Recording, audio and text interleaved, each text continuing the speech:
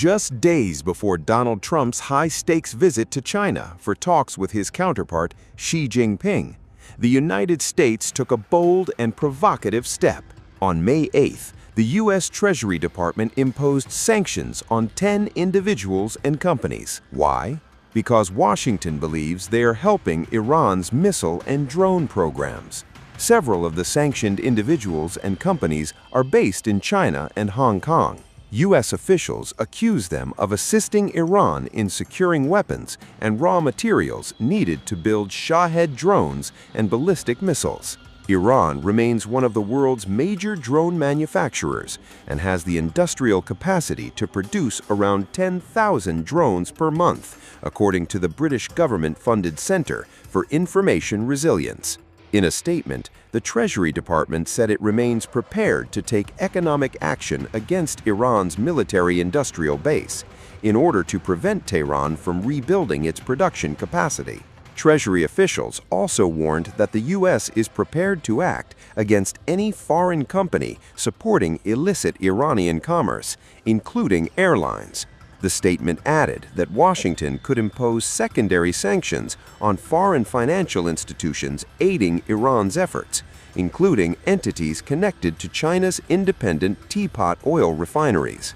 China-based Yushita Shanghai International Trade Co. Limited charges assisting Iran's efforts to purchase weapons from China. Dubai-based Elite Energy FZZ charges transferring millions of dollars to a Hong Kong company to support procurement efforts. Hong Kong-based HK Hessen Industry Co. Limited charges acting as an intermediary in procurement operations. Belarus-based Armory Alliance LLC charges acting as an intermediary in procurement operations. Hong Kong-based Mustad Ltd. charges facilitating weapons procurement for the IRGC. Iran-based Pishgam Electronic Safe Co. Limited charges procuring motors used in drones. China-based Hitex Insulation Ningbo Co. Limited charges supplying materials used in ballistic missiles.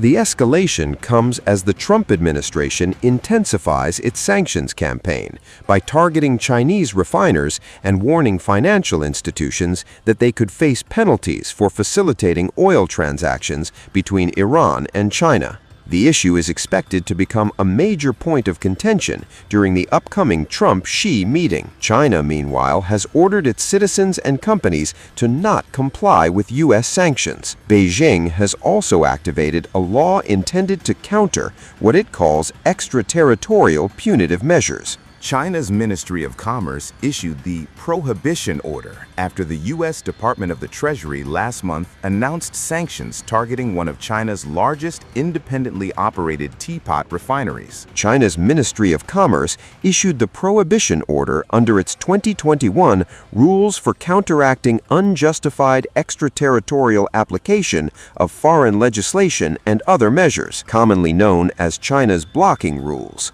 The order bars the recognition, enforcement, or compliance with certain U.S. sanctions inside China after Washington sanctioned 5 Chinese refineries accused of purchasing Iranian crude oil.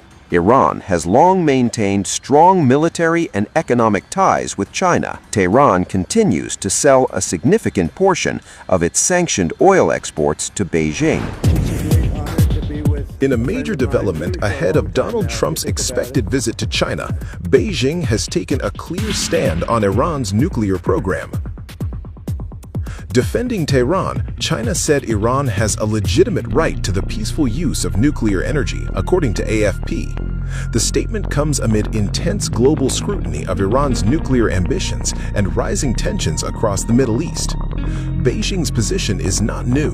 China has consistently supported Iran's right to civilian nuclear energy while opposing sanctions and military pressure, even as the United States and other Western powers increase pressure on Tehran.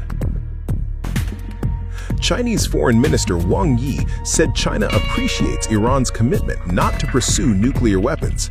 He made the remarks during high-level talks in Beijing with his Iranian counterpart, Abbas Araghchi. Wang called for an immediate ceasefire and warned against any resumption of hostilities, emphasizing the importance of dialogue and negotiations. He added that China supports Iran in safeguarding its national sovereignty and security, and commended Tehran for pursuing a political solution through diplomacy. On the Strait of Hormuz, Wang said the international community is concerned about restoring safe and normal navigation, urging all parties to respond swiftly. He also called on Gulf and Middle Eastern nations to take the future of the region into their own hands, encouraging dialogue between Iran and its neighbors to build a shared regional security framework. This conflict has been ongoing for more than 2 months, not only causing severe losses to the Iranian people, but also dealing a serious blow to regional and global peace and stability. China is deeply saddened by this. We believe that a comprehensive ceasefire is of the utmost urgency. Renewing the fight is unwise. We must stay committed to negotiations. China's statement carries significant geopolitical weight. It comes at a time when tensions between the United States and Iran remain high, raising fears of further escalation. Meanwhile, Donald Trump is widely expected to visit China on May 14th-15th. The visit was originally intended to focus on major bilateral deals across key sectors, but the crisis involving Iran has reportedly disrupted China's broader plans and expectations. Iran's nuclear program has been a source of global controversy for decades. The United States, Israel, and other Western nations accuse Iran of pursuing nuclear weapons. However, Tehran has consistently maintained that its nuclear program is intended for peaceful, civilian purposes. Beijing has fired back at Washington's sanctions campaign, and this time, China is not just protesting, it is ordering its companies not to comply. The Chinese Ministry of Commerce has issued a formal blocking order prohibiting domestic entities from recognizing, enforcing, or complying with recent U.S. sanctions targeting 5 major Chinese petrochemical firms. The order, issued under China's Rules on Counteracting Unjustified Extraterritorial Application of Foreign Legislation, effectively shields these companies from the legal and financial fallout of Washington's Economic Fury campaign. The U.S. Treasury recently blacklisted the firms for their alleged involvement in the shipment and refining of Iranian petroleum, which currently fuels much of China's independent refining sector.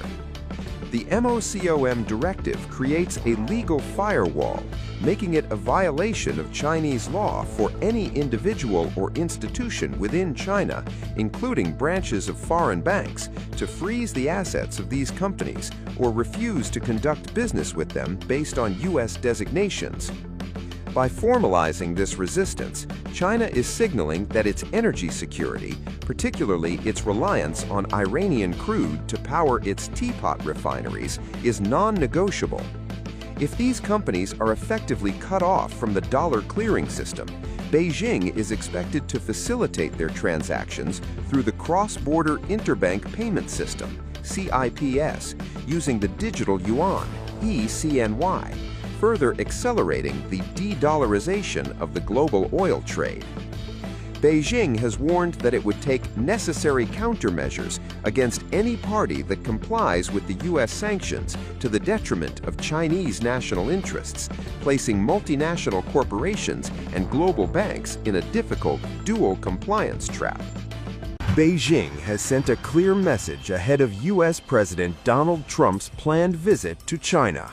If the Strait of Hormuz is still in crisis by the time Air Force One lands in Beijing, it will be on top of the agenda. Speaking to reporters in New York, China's permanent representative to the UN, Fu Kong, stressed that while the China-US relationship goes far beyond the current crisis, the continued closure of the world's most vital energy choke point has become an unavoidable priority. Trump is scheduled to meet President Xi Jinping on May 14th-15th for a historic summit that was previously delayed by the outbreak of hostilities on February 28th. As the world's largest oil importer, with nearly 40% of its crude passing through the strait, China views the restoration of navigation as a matter of urgent national and global interest. The responsibility for reopening the strait lies with both sides, Fu stated, calling for a synchronized de-escalation where Iran lifts its restrictions and the United States terminates its retaliatory naval blockade. He expressed particular alarm over recent rhetoric from Washington, suggesting the current ceasefire is merely temporary, urging the international community to speak out against a resumption of kinetic operations. He also denied military collaboration of China with Iran in the hostilities which began in February 2026.